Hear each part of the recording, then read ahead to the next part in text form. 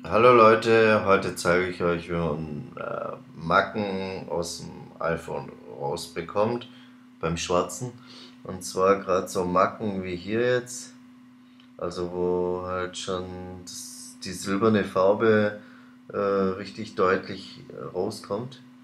Und zwar gibt es sowas Tolles, das nennt sich Brünierstift, wird für Waffen benutzt. Das gibt es einmal in matt und einmal in glossy. Ich benutze den glossy, weil die Kanten von dem Ding sind ja ziemlich glossy so. Du nimmst einfach den Stift,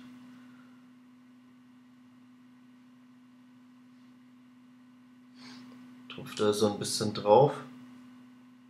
Vorher auch ordentlich schütteln das Ding. Ja, bevor ihr das Zeug auftragt, am besten die Stellen, wo ihr es drauf machen wollt, fettfrei machen. Das ist wichtig, weil sonst hebt das Zeug nicht. Ist ja logisch. Ja, und wenn dann das ganze Zeug drauf gemacht hast, an alle Stellen, muss man das bloß noch antrocknen lassen.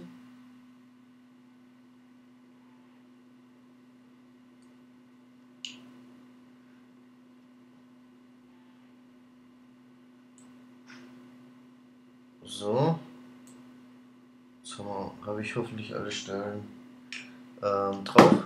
Und dann ist dann eigentlich eine ganz coole Geschichte. Also hier an der Stelle war's.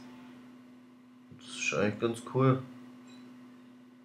Ist nirgends mehr zu sehen. Also ist eigentlich eine ganz coole Geschichte. Also mir gefällt's. Viel Spaß beim Nachmachen. Ciao!